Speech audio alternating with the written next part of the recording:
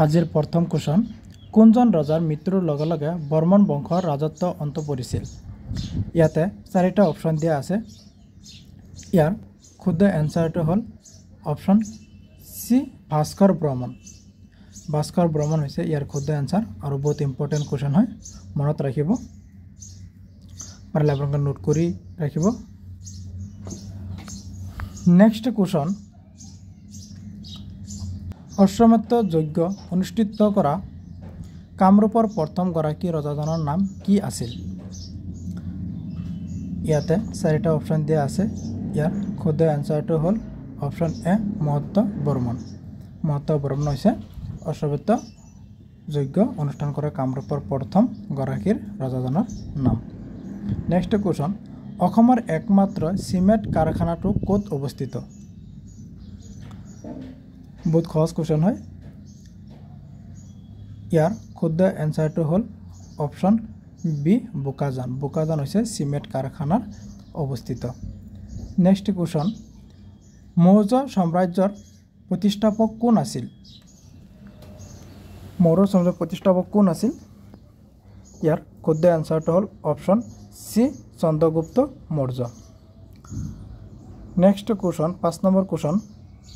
ভাৰতৰ নেপোলিয়ন বুলি কাক জনা যায় ইয়াতে চাৰিটা অপশ্যন দিয়া আছে ভাৰতৰ নেপোলিয়ন বুলি কাক জনা যায় ইয়াৰ শুদ্ধ এনসাৰটো হ'ল অপশ্যন ডি সমুদ্ৰগুপ্তক বুলি জনা যায় নেক্সট কোৱেশ্যন বিখ্যাত গ্ৰন্থ ৰামচৰিতমানসৰ লেখক কোন ইয়াতে চাৰিটা অপশ্যন দিয়া আছে ইয়াৰ শুদ্ধ এনসাৰটো হ'ল অপশ্যন এ তুলসী দাস 7 নম্বৰ কোৱেশ্যন মুছলিম লীগ কিমান চনত গঠন কৰা হৈছিল মুছলিম লীগ গঠন কৰা হৈছিল আৰু আপোনালোকে কেইটা এনসাৰ শুদ্ধ দিব পাৰে মোক কমেন্ট কৰি জনাব ইয়াৰ শুদ্ধ এনসাৰটো হ'ল অপশ্যন বি 1906 চনত 8 নম্বৰ কোৱেশ্যন কোন চনত জালিৱানবাগৰ হত্যাকাণ্ড সংঘটিত কৰা হৈছিল ইয়াৰ শুদ্ধ এনসাৰটো হ'ল অপশ্যন সি 1919 চনত জালিৱানবাগৰ হত্যাকাণ্ড সংঘটিত কৰা হৈছিল 9 নম্বৰ কোৱেশ্যন বিহাৰৰ ৰাজধানী কি বিহাৰৰ ৰাজধানী ক'ত ইয়াৰ শুদ্ধ এনসাৰটো হ'ল অপশ্যন বি পাটনা হৈছে বিহাৰৰ ৰাজধানী 10 নম্বৰ কোৱেশ্যন ত্ৰিপুৰাৰ ৰাজধানী কি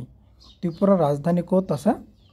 ইয়াৰ শুদ্ধ এনসাৰটো হ'ল অপশ্যন সি আগৰতলা হৈছে ত্ৰিপুৰাৰ ৰাজধানী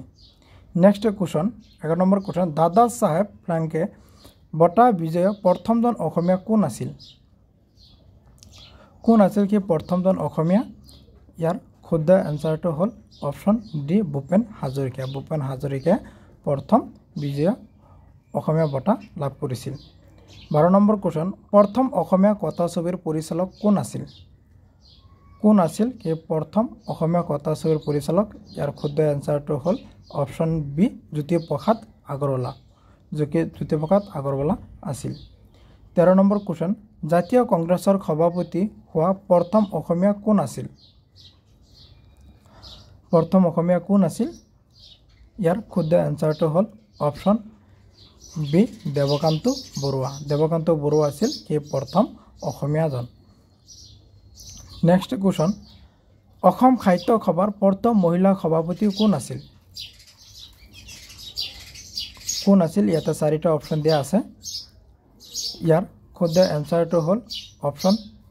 সি নলিনীবালা দেৱী অসম সাহিত্য সভাৰ প্ৰথম মহিলা সভাপতি আছিল নলিনীবালা দেৱী আছিল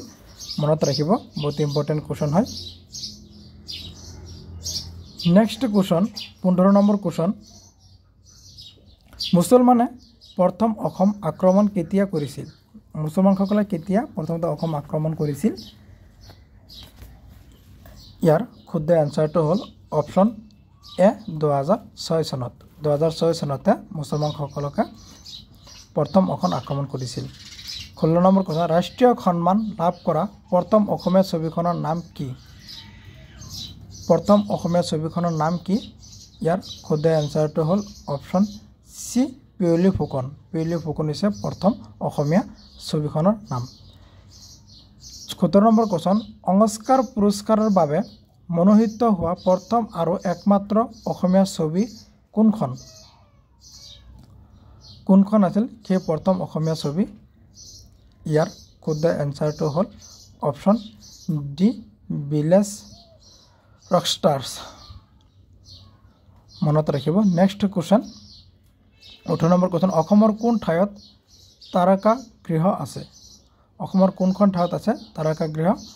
ইয়াৰ শুদ্ধ এনসাৰটো হ'ল অপশ্যন এ গুৱাহাটী হৈছে অসমত তাৰকা গৃহ আছে নেক্সট কোৱেশ্চন কটন কলেজৰ কোন চনত স্থাপন কৰা হৈছিল কিমান চনত কটন কলেজ স্থাপন কৰা হৈছিল ইয়াৰ শুদ্ধ এনসাৰটো হ'ল অপশ্যন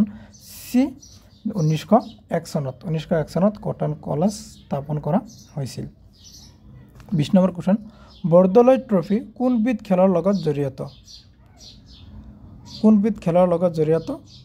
ইয়াৰ শুদ্ধ এনসাৰটো হ'ল অপশ্যন ডি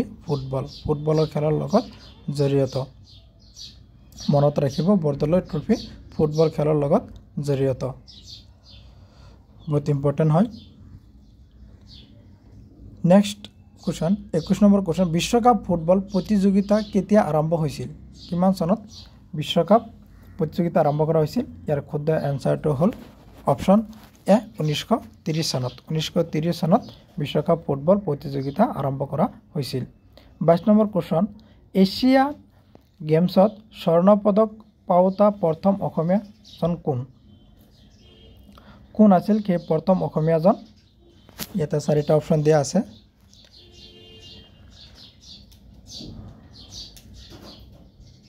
ইয়াৰ শুদ্ধ এনসাৰটো হ'ল option A Hima Das next question Kalia Bhomora দলংখনে কোন দুখন ঠাইক সংযোগ কৰিছে একদম সহজ কোৱেশ্চন হয় ইয়াৰ শুদ্ধ এনসাৰটো হ'ল অপশ্যন এ শোণিতপুৰ আৰু নগাঁও আৰু শোণিতপুৰৰ দুখন লগত সংযোগ কৰা হৈছে 24 নম্বৰ কোৱেশ্চন হালধীয়া চৰাইয়ে বাওদান খায় কাৰ ৰচনা কোনে ৰচনা কৰিছিল হালধীয়া চৰাইয়ে বাওদান খায় ইয়াৰ শুদ্ধ এনসাৰটো অপশ্যন সি হোমেন বৰগোহাঞি নেক্সট কোৱেশ্চন বিশ্ব স্বাস্থ্য সংস্থাৰ মুখ্য কাৰ্যালয় ক'ত অৱস্থিত ইয়াৰ শুদ্ধ এনসাৰটো হ'ল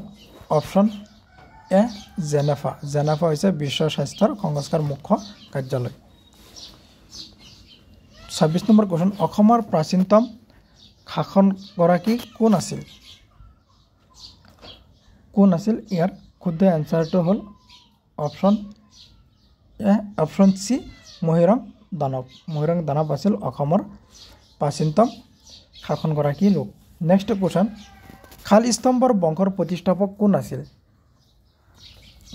সেই খালস্তম্ভৰ বংশৰ প্ৰতিষ্ঠাপক ইয়াৰ শুদ্ধ এনসাৰটো হ'ল অপশ্যন এ খালস্তম্ভই আছিল খালস্তম্ভৰ বংশৰ প্ৰতিষ্ঠাপক 28 নম্বৰ কোৱেশ্চন ভাৰত ৰত্ন সন্মান পোৱা প্ৰথম অসমীয়া কোন আছিল ভাৰত ৰত্ন সন্মান বঁটা প্ৰথম অসমীয়া গৰাকী ইয়াৰ শুদ্ধ এনসাৰটো হ'ল অপশ্যন বি গোপীনাথ বৰদলৈ আছিল 29 নম্বৰ কোৱেশ্চন আমাৰ সৌৰজগতত আটাইতকৈ ডাঙৰ গ্ৰহ কোনটো আটাইতকৈ ডাঙৰ গ্ৰহ ইয়াৰ শুদ্ধ এনসাৰটো হ'ল অপশ্যন সি বৃহস্পতি হৈছে আমাৰ সৌৰজগতৰ আটাইতকৈ ডাঙৰ গ্ৰহ 30 নম্বৰ কোৱেশ্চন ঘূৰণীয়া মেজমেলত অসমৰ পৰা কোনে প্ৰতিনিধিত্ব কৰিছিল ইয়াতে চাৰিটা অপশ্যন দিয়া আছে ইয়াৰ শুদ্ধ এনসাৰটো হ'ল অপশ্যন